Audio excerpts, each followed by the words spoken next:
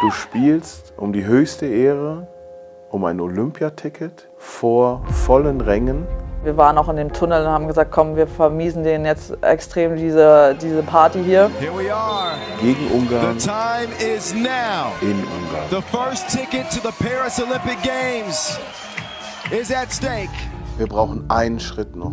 Das ist ein Wurf, den ich wirklich extrem oft trainiere. Ich habe Svenny schon so viele Male im Training diesen Wurf nehmen sehen. Und deswegen habe ich beide Hände oben. Weil es gab für mich keinen Grund, warum Svenja diesen Wurf vorbeiwerfen sollte. Will drive, will scoop, it is defended well. Germany with one last shot.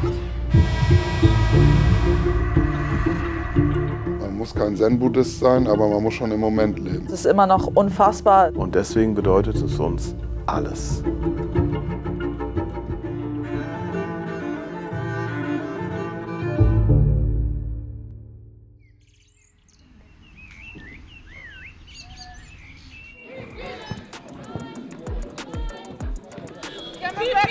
Tief! Geh durch!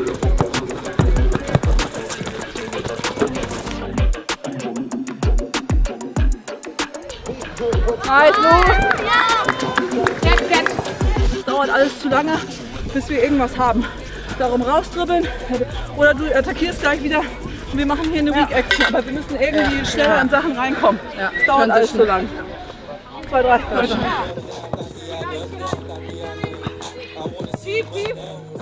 Irgendwie brauchte ich eine Veränderung. Ich hatte noch Lust, Basketball zu spielen, aber habe mich nicht mehr so gefühlt, in der deutschen Liga zu spielen.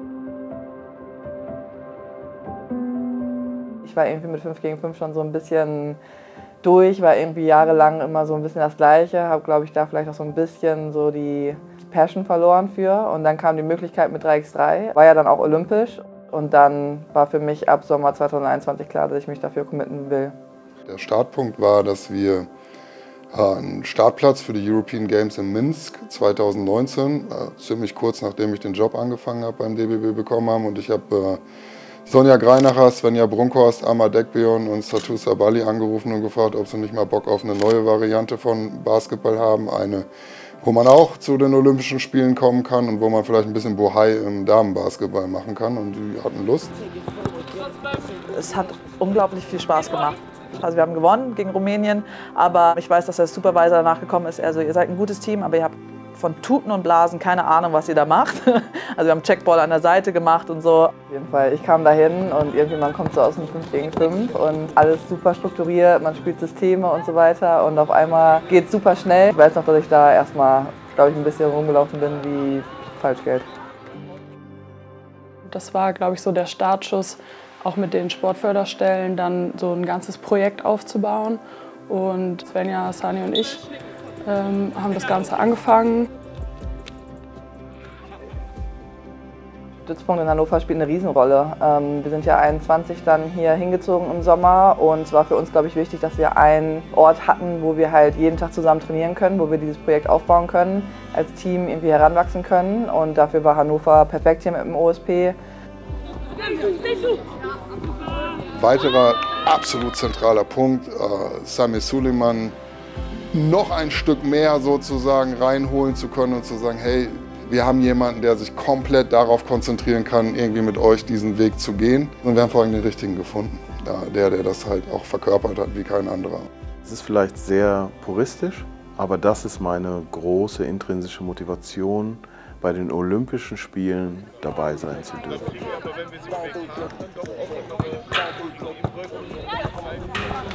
Ich habe mich eigentlich echt gut aufgenommen gefühlt. Am Anfang, klar, die anderen 3 waren natürlich schon viel enger, da sie halt schon, ich glaube, 2 Jahre vorher hier in Hannover am Stützpunkt waren und zusammen trainiert haben. Also Marie Reichert wollte eigentlich im Sommer 23 in Australien spielen. Und auf einmal sagte sie, du Samir, ich bin doch irgendwie den Sommer verfügbar. Wenn du noch Verwendung für mich hättest, fände ich das ganz, ganz toll. Dann habe ich gesagt, ja Marie, let's go, all in. Wir wussten, dass sie eine unglaublich gute Spielerin ist, aber es ist auch schwierig, in so ein Team reinzukommen, wo wir immer zu dritt schon irgendwie alle unsere Rollen hatten. Ich war am Anfang ein bisschen schüchtern noch, aber das wurde echt immer besser und mittlerweile sind wir eine kleine Familie, würde ich sagen. Auch am Ende der X-Faktor. Das wusste man da natürlich noch nicht, aber am Ende hat sich ganz klar kristallisiert, dass sie X war in unserer Gleichung.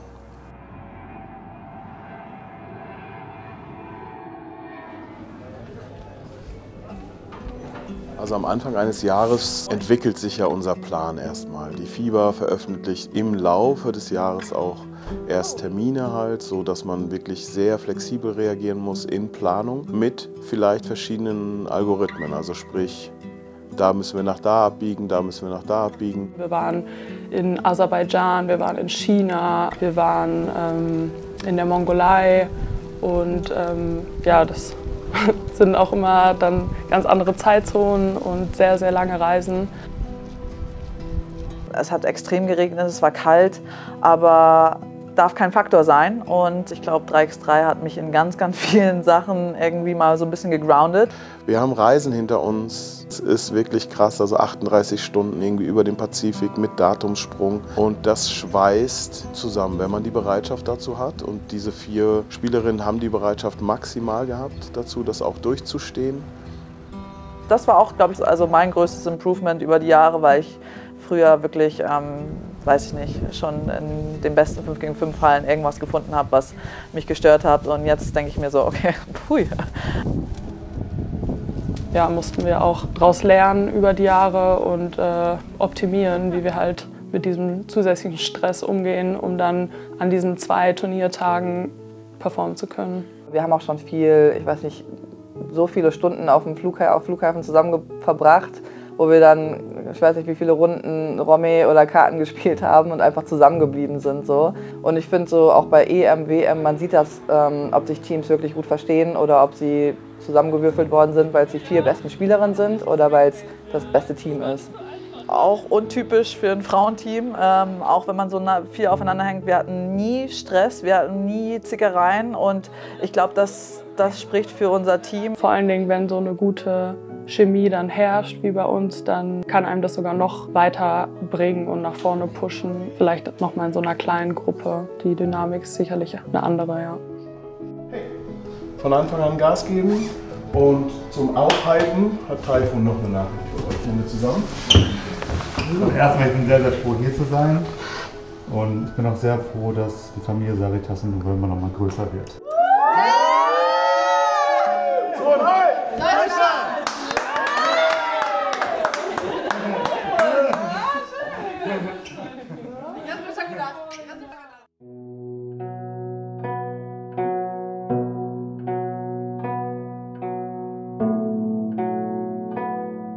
Das Gute an diesem Ganzen war, dass wir 2 Chancen schon von Anfang an hatten. Wir wussten um die Schwierigkeit bei diesem Turnier in Japan. Es war so gut besetzt, jeweiliger Kontinentalsieger, die Besten von der WM. Also wusste man, diese 8 Teams, die da sind, haben alle eine Berechtigung, wieso sie auf dieses Ticket hoffen.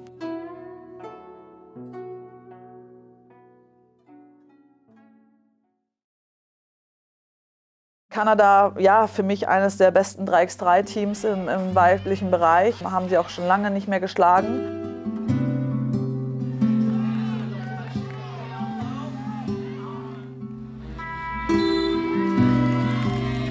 Also nach dem Halbfinalaus gegen Kanada waren wir natürlich alle frustriert, klar. Also das war unsere erste Chance auf das Olympiaticket. Und ich denke, dass aus diesen letzten 1 bis 2 Minuten wir unglaublich viel lernen konnten. Die Lehre aus Utsunomiya ist, dass wir noch ein bisschen tougher, noch klüger in End-of-Game-Decisions sein müssen. Ich glaube, wir hatten ziemlich schnell ein gutes Mindset für Ungarn und wussten, boah, Ungarn kann wirklich unser Turnier werden.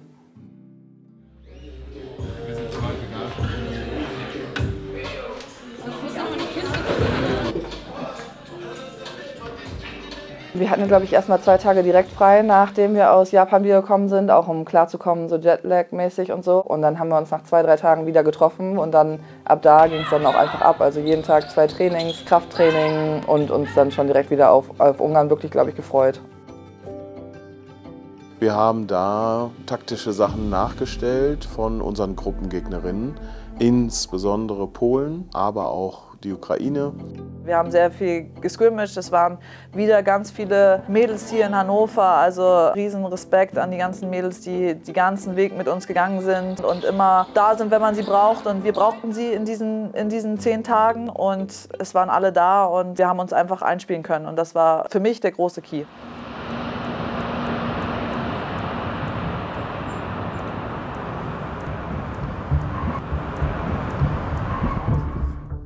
Debre 10 war auf dem Marktplatz, zentralen Platz der Stadt und es war so richtig 3x3-Flair wieder. Es war eine größere deutsche Delegation da, es war ein bisschen professioneller alles. Irgendwie hat sich alles sehr richtig für mich angefühlt.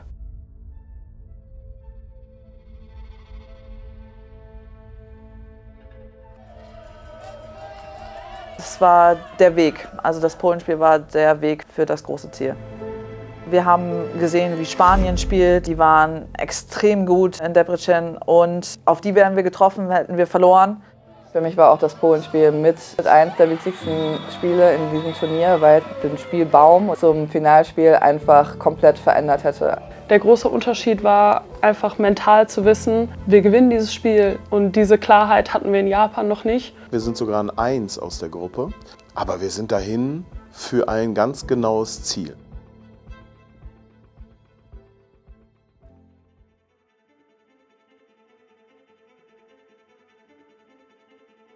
Wir brauchen einen Schritt noch. Wir haben in der Theorie 2 Chancen, aber wir brauchen einen einzigen Schritt noch. Komplett volle Tribüne und denkst du, dieses Mal schaffen wir es. Wir schlagen Ungarn in Ungarn. Ich liebe es, in solchen vollen Arenen zu spielen, wo dann natürlich auch noch hauptsächlich die Leute gegen einen sind. Mich motiviert das extrem. Wir waren auch in dem Tunnel und haben gesagt, komm, wir vermiesen denen jetzt extrem diese Party hier. Genießt es in vollen Zügen und lasst alles, was ihr habt, bis zur letzten Sekunde auf diesem Platz. The first ticket to the Paris Olympic Games is at stake. Now she's got to take it herself. Cross, spin. Wir hatten das Momentum, also die Sachen, die wir probiert haben, haben funktioniert. Ich dachte so, wenn wir es einfach jetzt runterspielen, dann gehen wir am Ende mit diesem Ticket raus. Wie es halt so ist, kam es natürlich noch ein bisschen anders. Claudia Pop toying with her like Happy Meal. Oh yeah. Claudia Pop on the cut like Neo. In Debrecen waren wir das Team, was einfach tough to beat war. Was einfach nicht aufhören wollte, was nicht aufgeben wollte und was vor allen Dingen sich durchsetzen wollte. Dann steht 17:16 für Ungarn, Auszeit, 23 Sekunden glaube ich. Und du als Coach stehst am Rand. Da rattert einem natürlich der Kopf von oben nach unten, von rechts nach links. Und am Ende steht bei mir Vertrauen. Steht am Anfang und am Ende. Vertrauen in das Team, Vertrauen in unsere Vorbereitung, Vertrauen, dass sie jetzt gute Entscheidungen treffen werden. Wir wollten über Sunny gehen, darum fragt man dann auch, okay, wie fühlst du dich, welches Play sollen wir spielen? Sunny hat grünes Licht, wenn sie sagt, ich brauche den Ball, dann bekommt sie den Ball. Here comes Germany. You know who this is going to. It's going to Sunny G.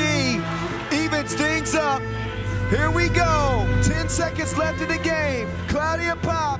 Ich würde sagen, dass ich noch ein bisschen mehr Probleme hatte als Marie, das zu verteidigen. Und ich echt super froh war, dass sie hinterher in dieser Position war. Vor in dem Spiel hatten wir schon ein paar Situationen, wo ich auf sie switchen musste. Und ja, manchmal ging es gut für sie aus, manchmal gut für mich. Aber in dem Moment war ich echt locked in und ich war so, okay, sie darf nicht scoren und du darfst auf keinen Fall foulen.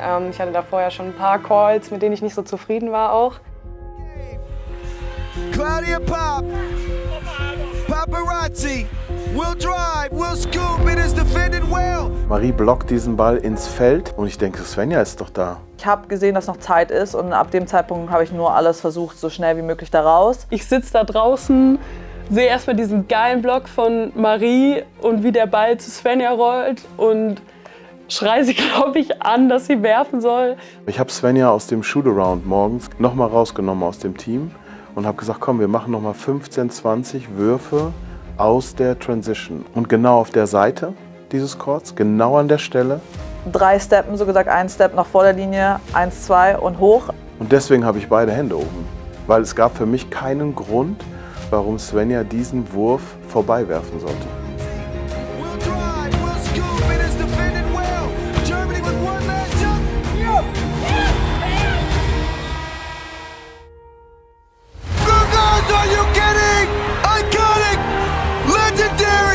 The shot of legend from Svenja Brunckhorst. Yes! Germany will get the first ticket to Paris in the most unbelievable fashion.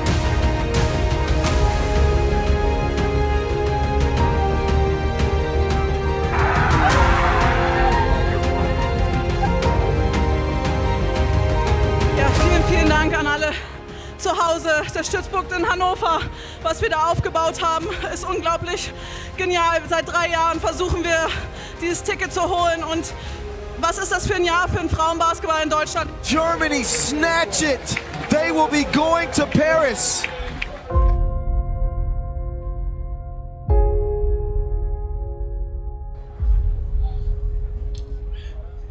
Es ist wieder ein historisches Ticket. Also am Anfang des Jahres hättest du mir gesagt, wir sitzen jetzt hier und wir haben 2 Tickets. Hätte ich gesagt, unterschreibe ich und ich liege dir jetzt schon in den Armen. Es ist immer noch unfassbar, es ist so schön, es ist einfach so viel harte Arbeit, die endlich ausgezahlt worden ist. Und wir sind da auch, glaube ich, verdient und über diese ganzen Jahre, was wir da reingesteckt haben, mehr als verdient. Ich glaube auch für Sunny, Svenja und Lou, die so viel Zeit und Energie und jetzt auch die letzten Jahre in dieses Programm gesteckt haben, freut es mich auch umso mehr, dass sich das alles ausgezahlt hat. Es hat auch gezeigt, dass wenn man sich für eine Sache committet und da wirklich dran glaubt, und es ist ein kleines Projekt gewesen, es sind nur wenig Leute, die da irgendwie mitgewirkt haben, und einfach zu sehen, dass wir damit zu den 8 besten Teams in der Welt gehören, bei Olympia dabei sind. Für 3x3, für den deutschen 3x3 ist es ein Wahnsinnsschritt. Wenn man so einen Plan hat und sagt, okay, 24 Frauen, 28 Männer, boom, here we go, und es dann halt auch mal irgendwie wahr macht, ist schon cool. Die Qualifikation für Olympia bedeutet uns die Welt. Wir sind alle 4 nach Hannover gezogen, um jeden Tag miteinander trainieren zu können. Wir haben alles auf Eis gelegt, um bei der Quali performen zu können, um dieses große Ding zu schaffen. Was Samir für uns gemacht hat, für den weiblichen Bereich, ist unglaublich. Also das kann man gar nicht in Worte fassen, was er alles aufgegeben hat, um in dieser Situation zu sein. Und ich ziehe meinen Hut vor ihm, was er alles für uns geleistet hat. Ich habe da alles reingesteckt, aber es war auch eine Wahl. Also wir wollten das ja alle. Und deswegen bedeutet es uns alles. Es bedeutet uns die Welt, weil wir es für unser Leben als wichtig erachten. Und das geht so durch die Decke in mir selbst, weil es einfach, ich habe da alles reingesteckt, alles, was ich habe. Deswegen war es auch so befreiend, und ich glaube, wer das Video sieht, fühlt das auch.